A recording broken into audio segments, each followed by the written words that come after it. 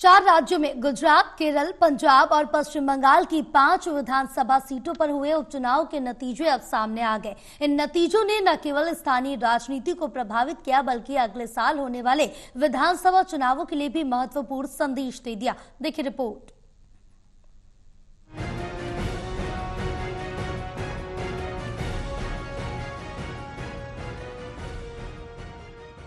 चार राज्यों की 5 विधानसभा सीटों के नतीजे आज सामने आ गए। इसमें गुजरात की विसावदर और कादी, केरल की नीलांबूर, पंजाब की लुधियाना पश्चिम और पश्चिम बंगाल की कालीगंज पर हुए उपचुनाव में नतीजे सामने आए हैं।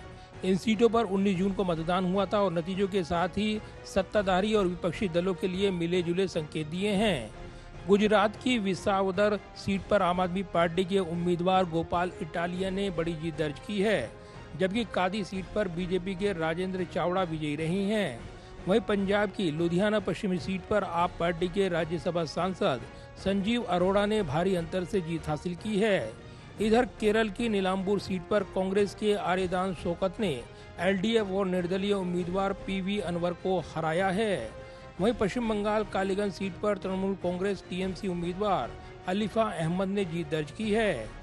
उपचुनाव के नतीजों में सबसे उल्लेखनीय प्रदर्शन आम आदमी पार्टी का रहा है, जिसने पंजाब में अपनी साख बरकरार रखी है और गुजरात में एक महत्वपूर्ण जीत हासिल की है।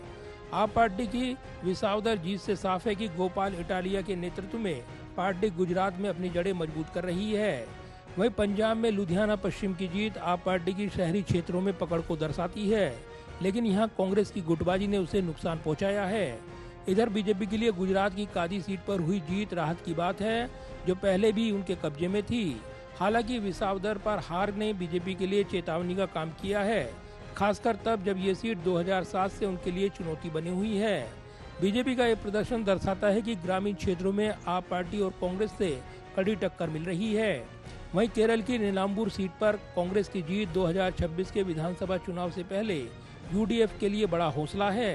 ये सीट प्रियंका गांधी के वायनाड लोकसभा क्षेत्र में आती है, जिससे कांग्रेस को मनोवैज्ञानिक बढ़त मिली है।